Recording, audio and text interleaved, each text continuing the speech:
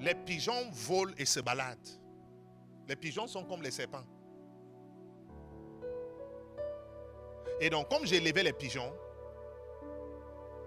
pour multiplier mes pigeons, je prenais des couples. Et je les accouplais. Et je les mettais dans les cages. Et quand je mettais dans les cages, j'avais une chambre que j'avais prise dans notre maison, la maison de mon grand-père maternel. On m'avait donné une chambre. Et j'avais aussi des cages à l'extérieur de la maison.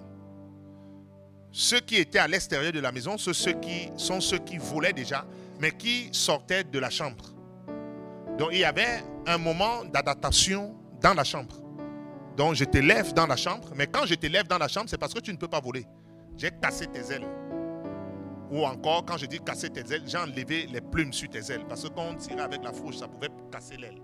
Donc le temps de cicatriser, on te met dans la chambre, on te nourrit. Ça fait que tu reconnais le lieu, la maison. N'est-ce pas?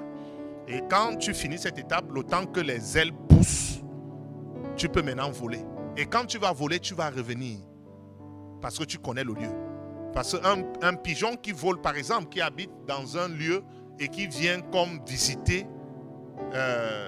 ta maison, vient et après, quand l'heure de rentrer arrive, la personne rentre.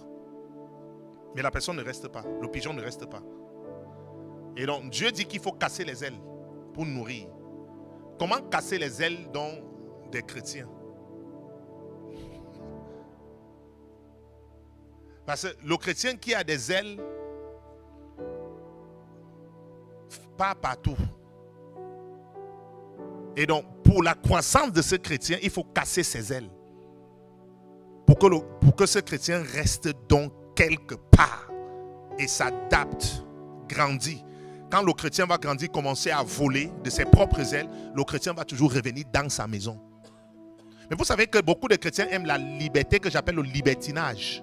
Quand on veut casser tes ailes, tu dis laisse mes ailes, je vole, je pars dans telle conférence, je pars dans tel truc, je vais aller en Allemagne, je vais aller à New York, je vais aller c'est les pigeons qui n'ont pas de maison.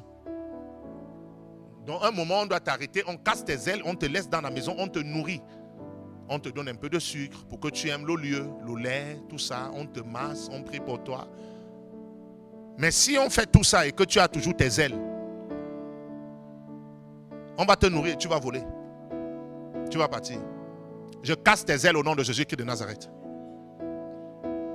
C'était la sagesse pour la multiplication des pigeons. Donc il y a un pigeon qui est là. C'est un mâle. Je cherche une femelle. Quand la femelle arrive, je casse ses ailes. J'enlève les plumes, j'enlève aussi les plumes de l'autre. Pour qu'ils restent ensemble. Reçois ton mari au nom de Jésus-Christ de Nazareth. Donc le Seigneur va utiliser toutes les stratégies pour la multiplication dans l'église. La haute science. Il y a les pigeons qui sont attrapés cette nuit au nom de Jésus-Christ de Nazareth. Est-ce que tu comprends la sagesse de Dieu? Et on les pas met dans la cage, ça reste là, ça mange, ça s'alimente, ça regarde. Il y a des chrétiens qui peuvent être dans une église mais qui ne connaissent même pas l'église. Ça veut dire que le chrétien te dit c'est mon église. Le chrétien ne connaît rien de ce qui se passe dans l'église. Ce sont des pigeons volants. Je casse vos ailes au nom de Jésus-Christ de Nazareth. Tu dis, il y a le truc des enfants là, il y a une autre salle, il y a la salle là-bas. Non, je suis un pigeon voyageur. Vous savez, il y a les pigeons voyageurs. Je voyage seulement partout. Je me pose, ou quand je vois un endroit pour me poser, je me pose quand même. Et je reviens, je me pose, je me reviens. Je casse vos ailes cette nuit au nom puissant de Jésus-Christ de Nazareth. Il y a un moment, tu dois être quelque part stable. Et on te nourrit. Quand tu voles, tu pars imparter et tu reviens dans ta maison.